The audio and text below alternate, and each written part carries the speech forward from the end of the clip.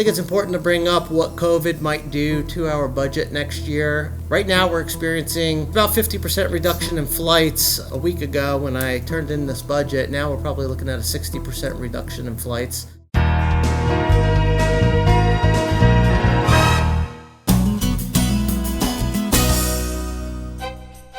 The Jackson County Budget Committee recently held meetings to hear departmental presentations and review their recommended budget for 2020-21. Department presentations give us detailed insight and understanding of the services being provided to the citizens of Jackson County.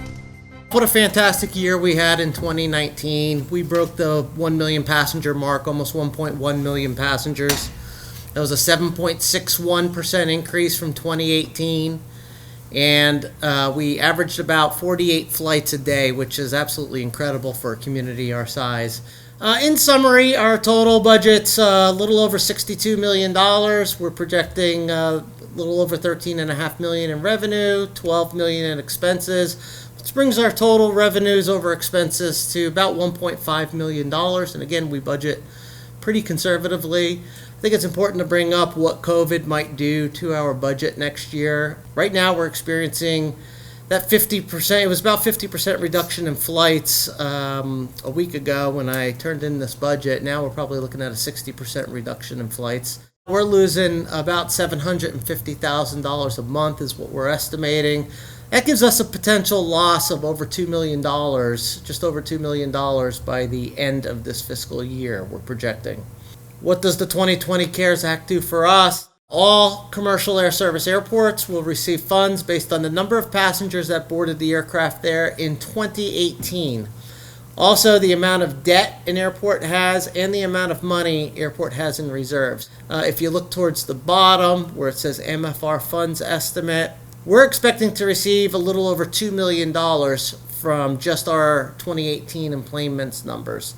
So that's one source of funding. The other source of funding is the other 50% of the $7.4 billion.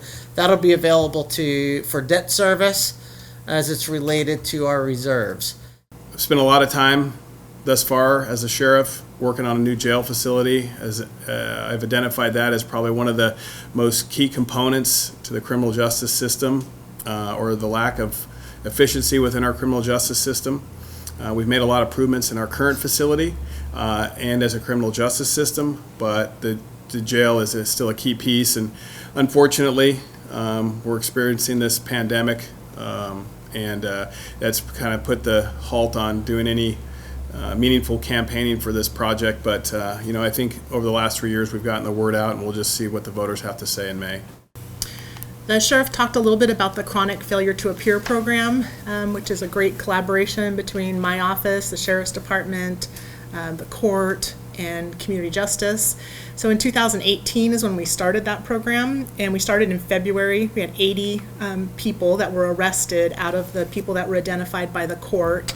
So it was a much larger number that was identified by the court, but 80 of those folks were arrested. And those 80 people in 2018 represented 382 cases and 2,000 failure to appears. So when the sheriff's talking about a reduction in those failure to appear warrants that the court, the Medford, and the sheriff's office is feeling, as well as our office, that is where a big chunk of those come from.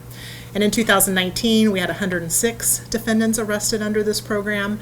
Those 106 defendants represented 502 cases and 2,573 failed to appears. So this has been a very successful program, and it really shows what can be done with just 10 jail beds dedicated to a program. And the amount of jail beds that we do have in our county has a direct impact on all of our departments and the entire criminal justice system. As the treasurer for the county, my first objective in the investment portfolio is safety of the investments. I never want to make the front page for losing any investments. You can see we have a pie-shaped portfolio with lots of different pieces. Not any one piece is over 32% is the highest one, so it's a good mix. Our credit ratings are all in the AAAs down to A-.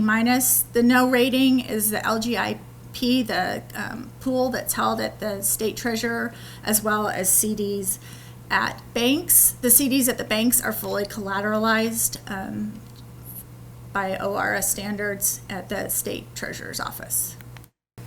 Jackson County was the first in Oregon County to utilize e-recording services, and all 36 counties are now participating 10 years later.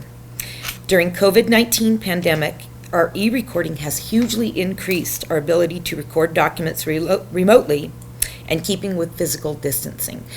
Just so you know, we've had a couple days where we were in the 90+ percentile of all our document recordings coming through the e-recording portal. So it's been a great program and very successful. And again, we're proud to be the first in Oregon to provide that service.